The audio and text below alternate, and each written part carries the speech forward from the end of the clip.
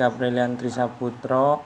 Saya akan mempresentasikan hasil diskusi kami di mata kuliah komunikasi bisnis, yaitu cara meningkatkan keterampilan komunikasi yang baik. Ada 7 cara untuk meningkatkan keterampilan komunikasi, yaitu yang pertama membaca, kedua mendengarkan, ketiga membuat percakapan yang menarik, keempat melakukan wawancara, kelima berdiskusi dengan kelompok, keenam berpidato dan presentasi, ketujuh menulis surat, memo, dan laporan. Yang pertama membaca. Saat melakukan komunikasi bisnis, kita harus mampu membaca kepribadian lawan bicaranya. Hal ini berkaitan dengan respon dan cara pendekatan yang akan diberikan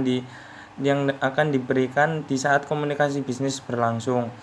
Tentu memperlakukan partner yang sudah seusia dengan orang tua akan berbeda dengan cara menanggapi rekan yang masih seumuran. Oleh karena itu, membaca dan mencari lebih dulu sosok yang bakal jadi lawan bicara atau teman diskusi yang akan ditemui, sehingga komunikasi bisnis yang terjadi akan membuahkan hasil.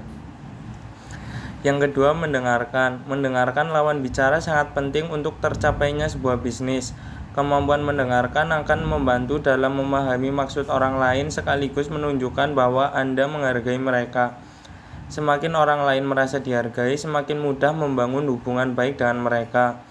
Agar kemampuan komunikasi berkembang, cobalah untuk lebih banyak mendengarkan dibandingkan berbicara. Dengan mendengarkan secara seksama, Anda dapat memberikan tanggapan yang baik kepada lawan bicara. Yang ketiga, membuat percakapan yang menarik. Membuat dan membahas topik yang menarik dan yang berhubungan dengan bisnis yang sedang dijalani. Bila Anda belum lama mengenal rekan bisnis, pilihlah topik pembicaraan netral. Jangan sampai Anda terlibat dalam perdebatan yang bisa merenggangkan hubungan.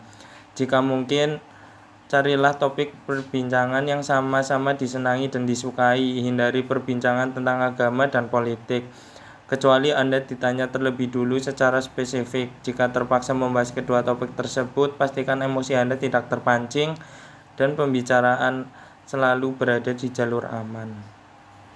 Yang keempat, melakukan wawancara. Tujuan dari melakukan wawancara dalam komunikasi bisnis adalah untuk menemukan dan menentukan kecocokan antara karakteristik kedua belah pihak.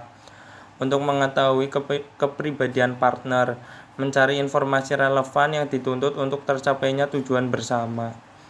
Yang kelima, berdiskusi dengan kelompok-kelompok kecil. Diskusi kelompok kecil adalah suatu proses kegiatan yang berlangsung secara terkontrol dan teratur dengan beberapa orang saling bertatap muka, digabung menjadi satu kelompok atau kelompok kecil yang saling berinteraksi mengungkapkan pemikiran masing-masing. Yang keenam, berpidato dan presentasi. Berpidato dan presentasi dengan cara menyampaikan inti perbincangan secara lugas dan efektif. Sebelum berbicara, cobalah untuk memikirkan apa yang akan dikatakan. Bayangkan pula alasan mengapa berkomunikasi dengan lawan bicaramu, serta apa inti dari hal yang akan Anda sampaikan di dalam presentasi tersebut. Yang terakhir atau ketujuh, menulis surat, memo, dan laporan. Menulis surat memo yang dikirimkan harus mampu membangun kesan yang positif untuk pihak yang membacanya. Surat dan memo adalah hal yang ditulis hampir setiap hari untuk melancarkan komunikasi dalam bisnis. Sekian presentasi yang sudah saya sampaikan. Apabila ada yang kurang jelas, saya mohon maaf. Wassalamualaikum warahmatullahi wabarakatuh.